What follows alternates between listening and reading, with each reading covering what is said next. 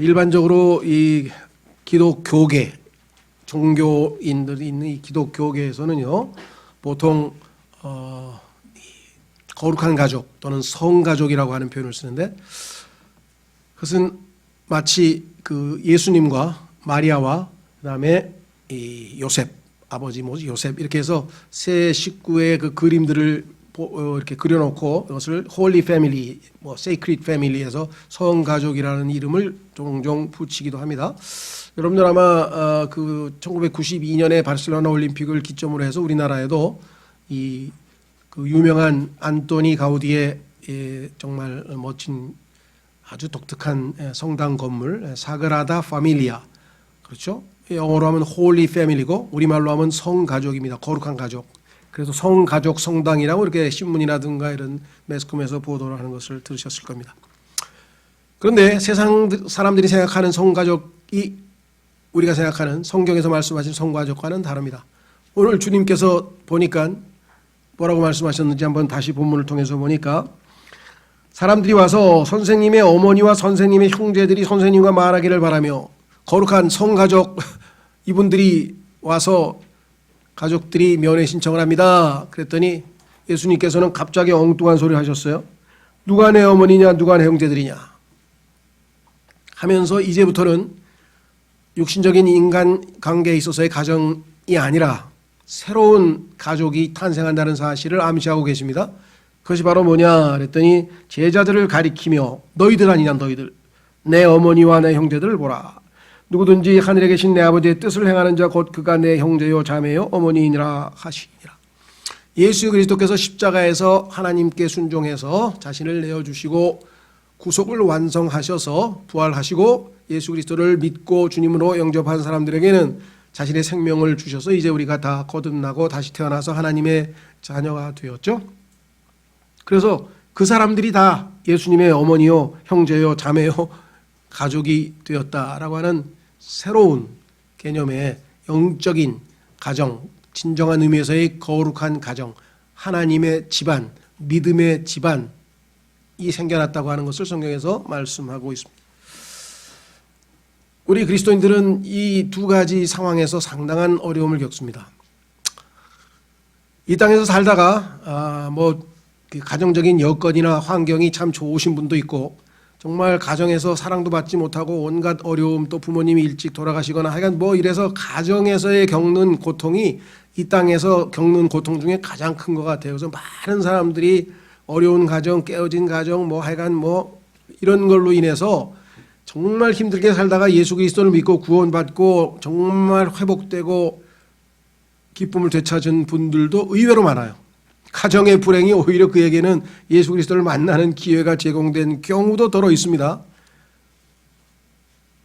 또 반면에 가정으로부터도 복을 받고 아주 정말 좋은 환경에서 잘 자라다가 예수 그리스도를 믿고 구원을 받았는데 그 이후부터 가족으로부터 따돌림을 받거나 아니면 박해를 받거나 좀 손가락질 당하거나 아니면 이런 경우도 또 상당히 많아요. 케이스 바이 케이스로 해서. 그래서 이 가정이라고 하는 것은 참 때로는 우리 그리스도인들에게 성경에서 하나님이 의도하시는 바처럼 기쁨의 원천이고 정말 모든 우리 삶의 가장 중요한 근본이 되기도 하지만, 때로는 우리에게 짐을 지워주는 그러한 부담이 되고 힘든 그런 경우도 얼마든지 생겨날 수 있습니다. 우리 주변에도 보니까 그런 분들이 많아요. 예수님 믿고 나서 제일 힘든 게 가정생활이에요. 왜? 가족들이 자기의 신앙을 이해해 주지 못하니까.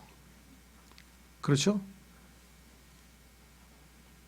또 반대로 자기가 아주 이 가정에서 이렇게 인정받지 못하다가 예수님을 믿고 변화되는 모습을 보면서, 부모님들이 나도 너 따라서 교회 가야 되겠다, 나도 너처럼 믿고 싶어, 이런 사람들도 또 있어요, 간증이. 그러니까 단정지어서 이래라 저래라 할 수는 없는데 균형 잡힌 시각이 필요한 것 같아요. 균형 잡힌 시각이. 안타까운 경우가 있어요. 예수님을 믿었어요. 그래서 이제 나는 거룩한 가정에 속해 있다. 하나님의 가족, 하나님의 집안에 속해 있고 믿음의 가정에 속해 있다. 좋습니다. 그러다 보니까 진짜 자기의 육신의 가족들하고는 대화가 안 통하는 거예요. 말이 안 통하고. 그러니까 점점 관계가 소원해지더니 이제 관계가 거의 막 단절되다시피 하신 분들. 그래서 심지어는 자기 주일날 자기는 교회를 가야 되는데 주일날 동생이 결혼식을 한다고 결혼식을 안 간 분도 있어요. 그게 신앙을 과연 지킨 걸까요? 난 도저히 상식에서 벗어난 짓을 하면서 신앙 때문에 그랬다고 그건 핑계고요. 성경에서 이런 말씀도 있습니다. 예, 실제로 하나님께서 말씀하신 것 중에는요 이런 말씀도 있어요. 제가 한번 읽어드릴게요. 이런 구절을 핑계를 대는 것 같아요. 예를 들면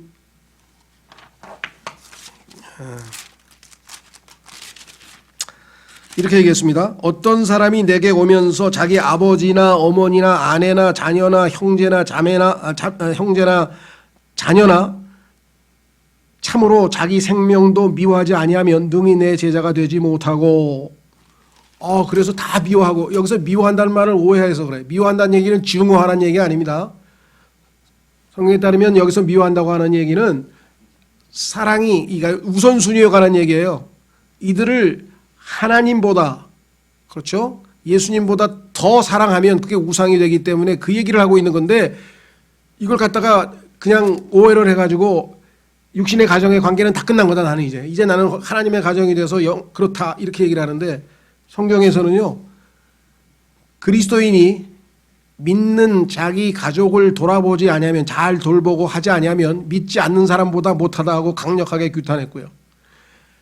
다른 누구에게, 교회에게 짐 지우지 말고 자기 가족이 또는 자기 친족이 자기 가족의 이제 힘든 것을 부양하고 아픈 사람을 돌보고 하는 것은 당연한 의무라고 했고요. 그래서 오히려 더 가정 안에서 더 좋은 자식이 되고 더 좋은 부모가 되고 더 좋은 조카가 되고 하는 것이 성경적으로 맞습니다. 그런데 여기는 왜 우선순위에 있어서 하나님보다 이들을 더 앞에 놓을 수는 없죠.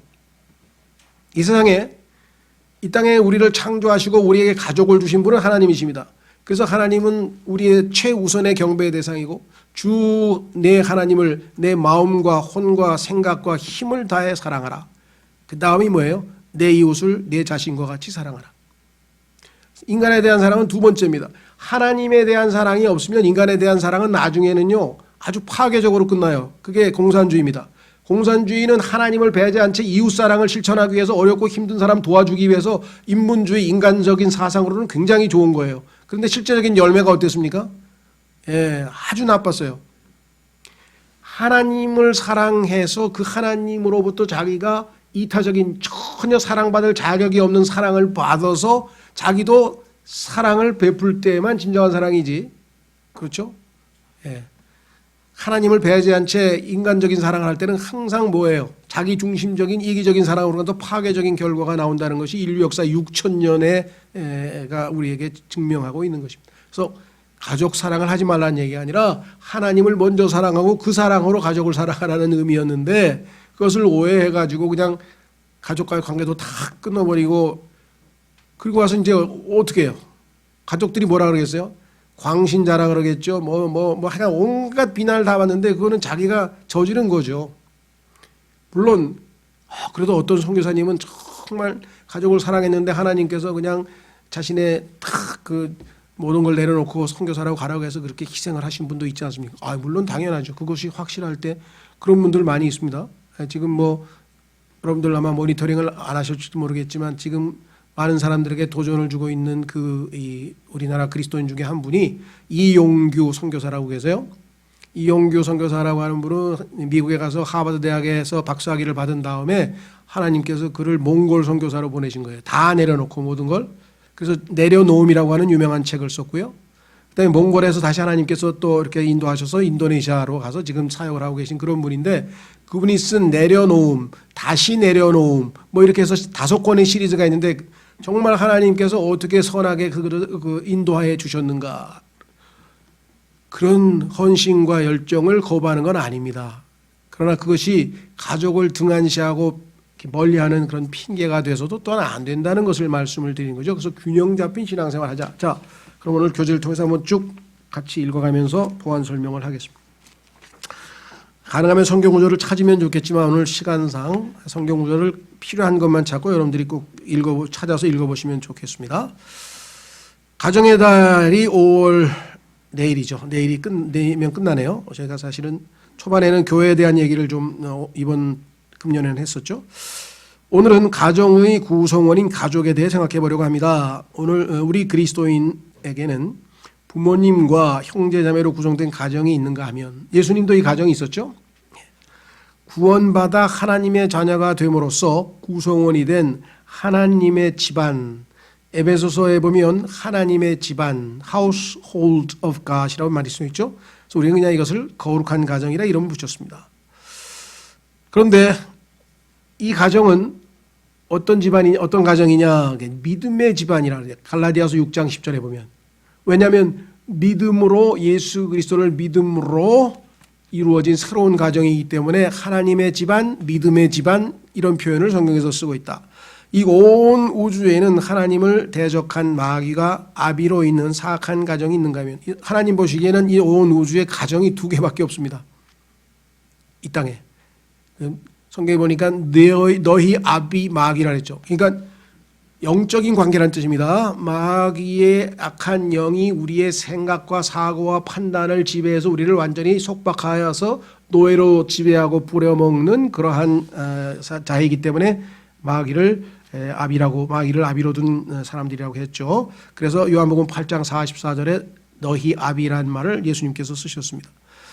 하나님을 아버지로 예수 그리스도를 맏형으로 성경에 보니까 예수님께서 부활하신 후에 제자들에게 말씀하시기를 내 아버지 곧 너희 아버지 내 하나님 곧 너희 하나님께 내가 먼저 가겠노라 하면서 예수님께서 자신의 아버지가 우리 아버지가 그러니까 온 우주 만물을 창조하신 창조주가 이제 우리의 아버지가 되었다라고 성경은 분명하게 말씀하셨죠. 자, 그리고 예수 그리스도를 맏형이라 이런 표현을 썼는데 왜냐하면 예수님께서 우리 모두를 형제라 부르기를 부끄러워하지 아니하시고 교회 안에서 그 형제들과 함께 하나님께 찬양을 했다 이런 표현이 나와 있습니다. 그러니까 예수님께서는 소위 말하면 맏형으로서 모든 하나님의 아들들의 최고의 형이 되는 것이겠죠. 뿐만 아니라 새 예루살렘을 어머니로 모신 거룩한 가정이 있는 것입니다. 새 예루살렘이 어떻게 생명체도 아닌데 우리의 어머니냐 하는데 말씀드린 것처럼 영적인 의미에서 우리가 영원히 그곳에 거할 것이죠. 그래서 계시록에 보면 새 예루살렘이 이제 지상으로 예수님과 함께 내려오는 모습을 우리가 볼 수가 있습니다. 자, 우리가 육신의 가정에 속하게 된 것이 출생으로 인한 것처럼 이 땅에 인간으로 태어나서 어느 가정의 일원이 되었다. 그 유일한 방법은 출생입니다. 출생 이외에는 방법이 없죠. 물론 입양도 있지만 그 입양하는 그 순간까지 처음에 두 살이 됐든 한 살이 됐든 하여간 처음에는 누군가로부터 출생했을 거 아니에요. 육신의 부모가 있을 거 아니에요. 그렇죠? 따라서 출생이 유일한 가정의 일원이 되는 수단인 것처럼 거룩한 가정에 속할 수 있는 유일한 방법은 영적 출생입니다. 육신의 가정은 육신적 출생, 영적 출생뿐입니다. 그래서 요한복음에서 예수님께서 분명하게 이 하나님의 아들들이 되는 것은 예수 그리스도를 믿음으로 요한복음 3장에서 다시 태어나서 하나님의 가정에 속하게 된다라고 성경이 분명하게 말씀을 했습니다. 교회를 다니거나 아니면 종교인이거나 아니면 기타 어떤 방법이 돼도 그것은 영적 출생이 아닙니다. 영적 출생이라고 하는 것은 하나님으로부터 태어나는 것인데 그 방법은 유일하게 예수 그리스도를 믿는 것이겠죠. 과거에 제가 아는 목사 한 분이 자기가 예수님을 어떻게 믿게 되었는지 간증을 하시는 분이 계셨어요. 미국 사람이었는데 그 사람이 나보고 그러더라고요. 저는 예전에 그냥 교회를 다니고 있었는데 자기는 성공회인가 카톨릭 교회인가 성공회 같아요. 그러니까 미국에는 그런 또 교파가 우리도 있죠. 성공회를 다니고 있었는데 일반 침례교 다니는 친구를 만났더니 갑자기 그 친구가 Are you born again? 너 거듭났냐? 그러더니 What does it mean? 그게 뭔 소리야? 그랬더니 너희는 반드시 must be born again. 너희는 반드시 거듭나야 된다 그랬는데 너 거듭 안 났어? 근데 교회를 뭐하러 다녀? 거듭나고 다니는 게 교회인데. 야, 거듭나야 된다는 거 누가 그랬어? 니네 목사가 그랬냐? 아니, 예수님이 그랬는데. 예수님이 언제 그랬어? 여기 읽어봐봐. 여기 요한복음 3장에 써있네. 그래? 아니 나는 교회를 오래 다녔는데 이게 처음 보는 것 같은데 이런 말이 있었어? 아니 거듭나야만 한다고 이 must 너희는 반드시 다시 태어나야 된다는데 나는 그 의미도 모르고 있으니 이거 어떡하냐? 그래가지고 그냥 고민이 돼가지고 그때부터 이게 무슨 말인지 이제 목사들 찾아가서 물어보고 막 혹시 여기 거듭난 사람 있습니까? 그 거듭난 게 무슨 뜻인지 설명 좀 해주실 수 있습니까? 뭐 이러다가 하여간 구원을 받았대요. 그래서 자기가 이 말씀을 하는 이유가 친구가 그랬다든가 목사가 그랬다든가 뭐 유명한 신학자가 그랬다든가 자기는 콧방귀도 아낀대요. 근데 예수님이 그렇게 말씀하셨다. 그러니까 그냥 자기가 그럼 확인해야지 이렇게 했다고 얘기를 하더라고요. 그래서 참 다양한 방식으로. 과거에 또 어떤 분이 그러세요. 구원 받으셨죠? 예, 이제 확실하게 하나님의 아들 맞죠? 예, 맞습니다. 어떻게 아세요? 그러니까 그 성경에 하나님의 예수님 믿으면 하나님의 아들이 된다고 했으니까. 저보고 형제님 어떻게 아세요? 그래서 저는 내 안에서 성령께서 내가 하나님의 자녀라고 증언하고 계신데요. 에? 어떻게요? 음성을 들려줘요? 아닌데요. 그럼 어떻게? 성경에 써 있는데요. 그래서 로마서 8장 16절을 읽었어요. 예, 성령께서 우리 안에서 우리가 하나님의 자녀인 것을 증언해주고 계신다. 나는 한 번도 의심해 본 적이 없습니다.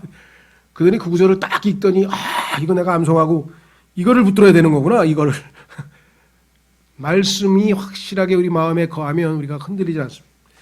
자, 그래서 이 거듭남 중생 여기에 대해서 뭐 하여간 너무나도 쉬운 거예요.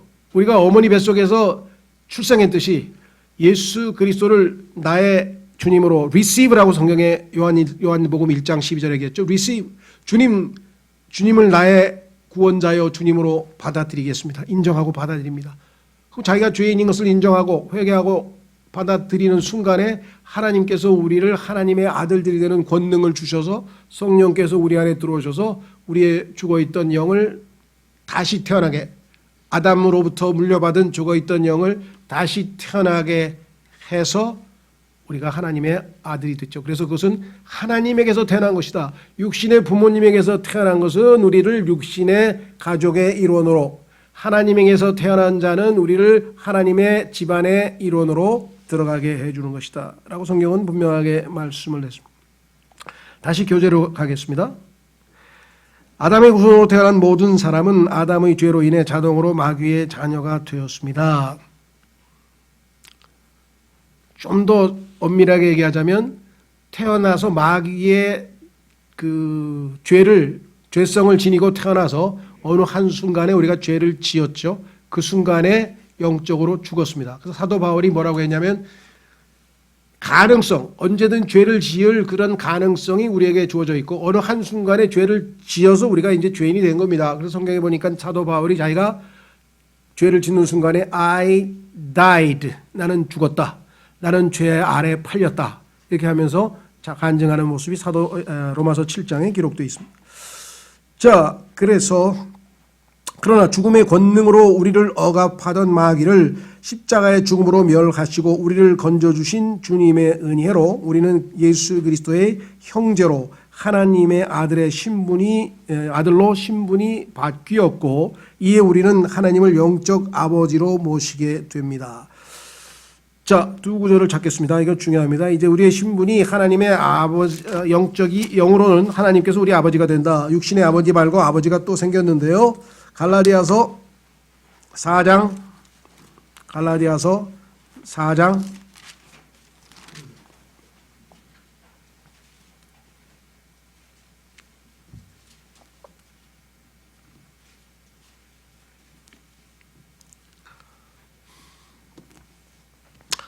6절 너희가 아들이므로 하나님께서 자신의 아들의 영을 너희 마음속에 보내사 아버지, 이 아바는 아빠에 해당하는 아주 다정한 애칭이라 그랬어요. 아바 이게 이제 히브리어인데 아버지 하고 부르짖게 하셨느니라. 그래서 이제 하나님을 우리가 아버지라고 부르게 됐는데, 자, 히브리서 12장으로 가보면 히브리서 12장 9절에 하나님의 칭호가 영들의 아버지세요. 그래서 육신의 아버지도 너희를 양육하기 위해서 회초리를 드셨거늘 영들의 아버지께서 너희를 징계해서 더 완전하고 성숙시키기 위해서 회초리를 드는 것이 뭐가 이상하냐? 하나님께서 우리를 매를 사랑의 매를 때리는 것이 뭐가 이상하냐 하고 논리적으로 설명을 하는 것이 바로 히브리서 12장에 나와 있습니다. 그렇죠. 9절 히브리서 12장 9절 또한 우리에게 있던 우리 육체의 아버지들이 우리를 바로잡아도 우리가 그들을 공경하였거늘. 요즘에는 공경을 거의 안 하는 것 같아요. 하나님의 말씀을 지금 아주 완전히 여기고 있죠. 하물며 영들의 아버지께 우리가 더욱 복종하고 이로써 살아야 하지 아니하겠느냐. 영들의 아버지, 그러니까 영적인 관계에서 우리는 이제 예수 그리스도가 우리의 아버지가 되셨다. 과거에 꽤 된 것 같아요. 한 10년쯤 됐는지 하여간 저희 교회 방문했던 어떤 분이 저는 교회를 오래 다녔습니다. 근데 한 번도 하나님을 저는 아버지라고 불러본 적이 없습니다. 불러지지를 않습니다. 왜 불러지지 않을까요? 아까 갈라디아서 4장에서는 뭐예요? 아들의 영이 안에 있는 사람은 아들의 영, 예수님의 영이 여기 있으니까 하나님을 아버지라고 부르는 게 이상하지가 않아요. 너무나 자연스러운 현상이에요. 생명과 생명의 관계로 그러죠. 그런데 교회만 다녔어. 예수 그리스도를 진정으로 receive 하지 않았어. 받아들이지 않았어. 마음으로 믿지 않았어. 그러니까 아들의 영이 없는 사람이 하나님을 아버지라고 그게 얼마나 어색하겠어요. 그게 안 나와요. 그래서 그거는 당신이 하나님의 아들이 아니기 때문입니다. 아들이 아버지를 아버지라고 부르는 건 너무나 자연스러운 현상 아닐까요? 잘 생각해 보십시오. 그렇죠? 예. 실제로 이걸 또 예화를 들면 그렇긴 한데 하여간 그래도 들으신 분들은 들으시고 못 들으신 분들은 계십니다. 아주 저는 기억에 생생해요. 그 뭐냐? 중국의 그 워치만 리라고 하는 유명한 전도인이 있는데 유명한 사역자시죠. 그분이 당시의 기독교계, 중국의 기독교계의 최고 이렇게 원로에 해당하는 분이 계셨는데 주 누구누구라는 선생의 주 씨예요. 그런데 그 주 선생이라고 하는 분이 자기가 보기에는 분명히 거듭나지는 않았어. 하나님의 자녀는 아니야. 교계 원로는 원로인데 마음에 부담이 됐어요. 저 사람이 예수님을 믿고 정말 구원을 받아야 되는데 어떻게 하면 좋지? 그러다 어느 날 만나게 됐어요. 초대를 했어. 요즘에 최근에 젊은 전도자가 아주 이렇게 열심히 하신다 그러니까 아마 주 선생이 초대를 했나 봐요. 주 선생 집에 갔어요. 갔더니 그냥 애견이 그 조그만 강아지가 쪼르륵 나거든요. 저 개 이름이 뭡니까? 뭐라 그러는지 제가 잊어버렸어요. 개 이름이 복동이라 그러네요. 복동인데요. 아 그래요? 예, 주복동 이리 와봐라. 그랬더니 이 아저씨가 있다. 예, 끼워보시오. 아니 남의 집 귀한 성을 거기다 갖다 붙죠. 이 강아지인데 그냥 복동이야. 무슨 주복동이야. 내가 낳지도 않았는데. 바로 그겁니다. 주 선생님은 요 복동이 귀엽죠. 말 잘 듣죠. 얘 없으면 못 살리. 주 선생님은 정말 행동도 훌륭하시고 사회적으로도 존경받고 훌륭한 사람이지만 하나님의 아들은 아닙니다. 저 강아지가 주 선생님 아들이 아닌 것처럼. 왜? 예수 그리스도를 주님으로 구원자로 받아들이지 않았기 때문에, 다시 태어나지 않았기 때문에, 출생을 안 했기 때문에 주 선생님은 훌륭한 교인인데 하나님의 아들은 아닙니다. 이 예화를 들으면서 우리 한국 교계에도 그런 사람이 막 셌어요. 너무 많아. 안타까워요. 그래서 그 책을 좀 많은 사람들이 읽었으면 좋겠다는 생각이 들어요. 이분 보세요. 몇십 년 교회 다녔는데 자기 입으로 그러잖아요. 나는 하나님을 아버지라고 부르지 못했다. 자, 다시 돌아오셔서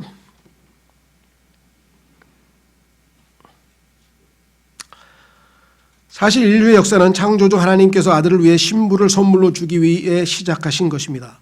하나님께서는 아버지와 아들과 성령으로 영원토록 계셨는데 아들의 신부를 얻기 위해서입니다. 그래서 인간을 창조했는데 그 인간들이 그렇죠? 반역을 해서 죄인이 돼서 더럽혀져서 신부의 자격을 상실해 버렸어요.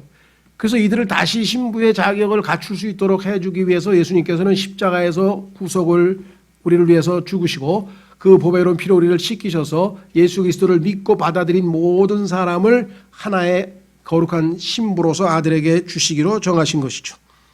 그래서 아담이 아담을 잠들게 하시고 그의 갈비뼈를 빼서 신부를 아담의 생명에서, 그렇죠? 아담으로부터 신부의 생명이 나왔듯이 예수 그리스도로부터 그 부활 생명을 받아서 이 땅에 있는 모든 예수 그리스도를 믿는 자들이 예수 그리스도의 신부가 되게 하셨다. 영광스러운 신랑의 신부를 택하시려 이 땅에 오신 주 예수 그리스도께서는 죄인들로 신부의 자격을 얻도록 하고자 보배로운 피를 흘리셨습니다. 이 피로 정결케 된 자들은 정결한 처녀로 신랑과 정혼하게 되고, 보지는 못하지만 지금 현재 아직 오시지 않으셨으니까 신랑을 사랑한다라고 베드로전서 1장 8절에 써 있고 곧 오시기를 기다리고 있습니다. 그분의 영광스러운 나타나심을 우리가 지금 기다리고 있다라고 성경은 분명하게 말씀했습니다. 오순절 성령 강림으로부터 성령께서는 신부를 초청하는 놀라운 사역을 지속하고 있습니다. 지금도 2000년 동안 계속해서 신부가 된 사람들하고 성령님하고 합작해서 더 많은 신부를 모집하기 위해서 계속해서 복음이 전파되고 있죠. 자, 그래서 성경으로 갑니다. 맨 마지막, 성경의 맨 마지막이 뭐냐? 신부에 대한 초청 한번 확인해 보겠습니다. 요한계시록 22장 17절. 요한계시록 22장 17절.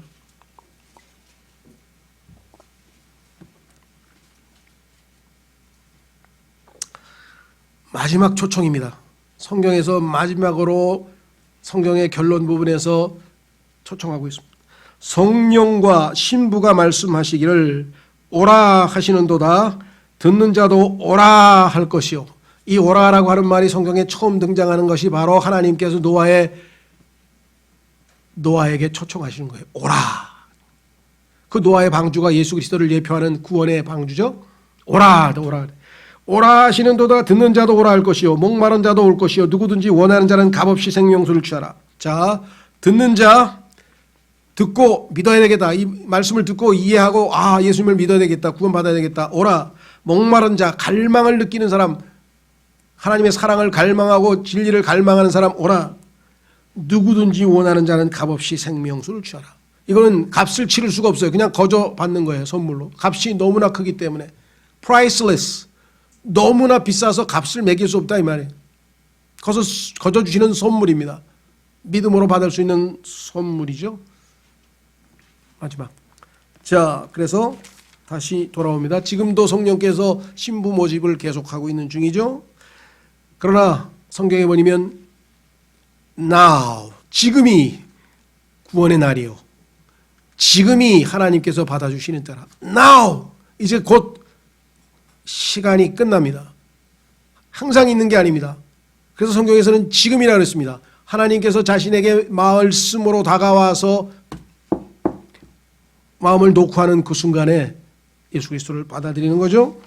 자, 이 땅에서 거룩한 가정의 일원이 된 자들은 이 가정의 모형으로서의 육신의 가정도 잘 살필 책임이 있고 이것이야말로 신앙생활의 첫 열매여야 합니다. 골로새서 3장에 가면요, 굉장히 중요한 실질적인 프랙티컬한 내용이 나오는데 그것은 뭐냐? 구원받은 사람은 하나님과 자신과의 수직관계, 아까 얘기했죠. 주 내 하나님을 마음과 혼과 생각과 힘을 다해 사랑하라. 첫 번째. 그 다음에 내 이웃을 내 자신과 같이 사랑하라. 수평관계. 대신 하나님과의 관계, 대인 인간과의 관계. 첫 번째가 뭐예요? 영광스럽게도 아내들아. 그 누군가의 아내가 된 사람은 엄청난 특권을 누리는 거예요. 하나님께서 가정에서 첫 번째로 부른 사람이 아내들이에요. 아내들. 그래서 서양의 lady first라고 하는 말이 거기서 나와요. 아내들아. 그 다음에 뭐예요? 남편들아. 그 다음에 자녀들아. 자녀들한가 아비들한가? 뭐가 우선인지 헷갈려 버리는. 한번 확인해야겠네. 에베소서, 아니죠, 골로새서. 이게 나이가 들어가고 있는 건가요? 하루하루 느끼게 해주시네 그냥. 예, 자녀들아. 자녀들아가 먼저네요. 하나님께서 자녀들아, 그 다음에 아비들아. 이것이 가족입니다. 이것이 가정이고 이것이 최우선이에요. 이게 회복이 되어야 돼요. 그렇죠? 아버지가 예수님 믿었다. 어떻게 친 거예요? 아이고, 예전보다 많이 좋아지셨어요 우리 아버지. 자식이 예수 믿었다. 아이고, 예전보다 좋은 자식이 됐습니다. 굿, 좋은 자식, 좋은 엄마, 이게 안 붙으면은 간증을 상실하는 거예요. 자, 그래서 첫 번째 사회생활, 종들아 뭐 주인들아 이런 거 나오기 이전에 이 가족관계 회복에 대해서 성경에서 가장 먼저, 그래서 구원받은 다음에는 가정회복, 자기가 그동안에 아주 말 안 듣는 자식이 됐다 그러면 부모님 말씀 잘 들어야 되고요. 하여간 아주 부모가 자식을 아주 내팽개치고 돌보지 않았다 그러면 잘 돌봐주는 부모로부터 일단 좋은 부모, 좋은 자식으로부터의 변화로부터의 신앙생활은 출발한다고 성경은 말씀하고 있습니다. 물론 하나님 관계가 우선이고요. 자, 그래서 구원받은 성도에게 가족관계의 올바른 정립은 매우 중요합니다. 그래서 디모데전서 5장 4절 8절 말씀드렸잖아요. 가족을 돌아보지 아니하는 자는 불신자보다도 더 못한 사람이다 라고 성경에서 얘기하고 있다고 분명하게 말씀을 했죠. 그래서 육신의 골육과의 관계를 소홀히 하고 거룩한 하나님의 집안에만 관심을 보이는 것도, 반면 거룩한 가정은 도외시하고 육신의 가족만 챙기는 것도 우리가 가야 할 길이 아닙니다. 왜냐? 성경에 보니까요, 우리들은 하나님의 군대로 모집을 했는데 군인이 전쟁에 임하는데 자꾸만 이 세상 일에 얽매여서는 안 된다 그랬습니다. 그렇죠? 예, 그래서 그 타이밍을 잘 봐야 돼요. 그러니까 위로부터 지혜가 필요하겠죠. 우리가 지혜가 없으면은 야, 이때 가정을 먼저 할 거냐 하나님 일을 먼저 할 거냐 그 구분하지 못해요. 성경에 보니까 하나님께서 아브라함에게 뭐라 그랬습니까? 네가 내 말을 안 듣고 사라의 말을 듣고 이스마엘을 그렇죠. 이스마엘을 출생한 거죠. 하갈과의 관계에서. 그것은 잘못한 거예요. 사라의 말을 들으면 안 돼요. 그때는. 하나님 말씀이 더 우선이니까. 그런데 갑자기 하나님께서 하나님 어떻게 할까요? 사라가 말한 대로 해라. 사라의 말을 듣거라. 그렇게 하실 때도 있다는 거죠. 예? 자, 그래서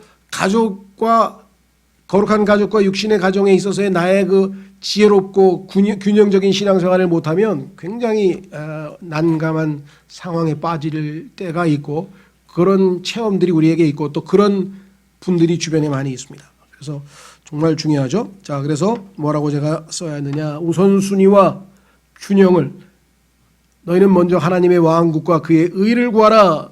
주 내 하나님을 마음과 혼과 생각과 힘을 다하여 사랑하라. 그래야 이웃을 사랑하는 것이 진정한 사랑이 된다 이 말이에요. 우선순위와 균형을 갖추고 가정생활에 임하시기 바랍니다 라고 성경에 제가 분명하게 기록을 했습니다. 다시 한번 강조합니다. 이 땅에 우리의 육신의 가족을 주신 분도 하나님이십니다. 소중히 여기고 잘 해야 됩니다. 그런데 때로는 육신의 가정이 우리에게 인생사에서 가장 짐이 되고 힘들고 어렵게 하는 그러한 원인 제공을 할 때도 많이 있습니다. 그러나 우리도 마찬가지입니다. 따라서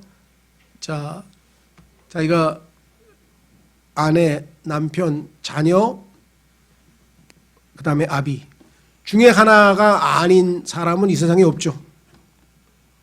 제일 먼저 그것부터 우선 내가 하나님께 아직 회복이 안 됐으면 회복을 해야죠. 기도하고 하나님,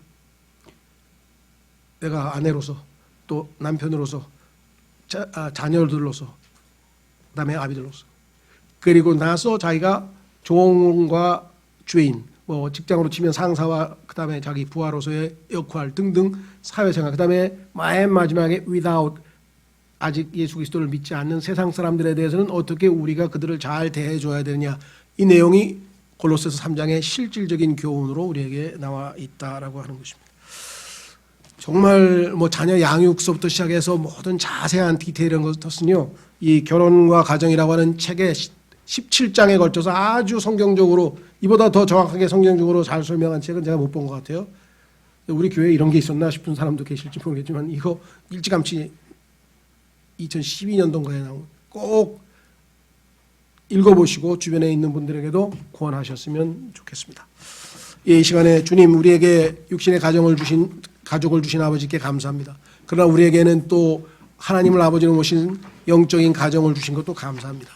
저희가 비록 영적인 가정의 일원이긴 하나 또 이 땅에서의 육신의 가족으로서 주님께서 우리에게 주신 바대로 정말 좋은 가정의 일원이 되어 하나님을 영화롭게 하는 우리 모두가 되도록 지혜를 더하여 주시옵소서. 다 같이 기도하겠습니다.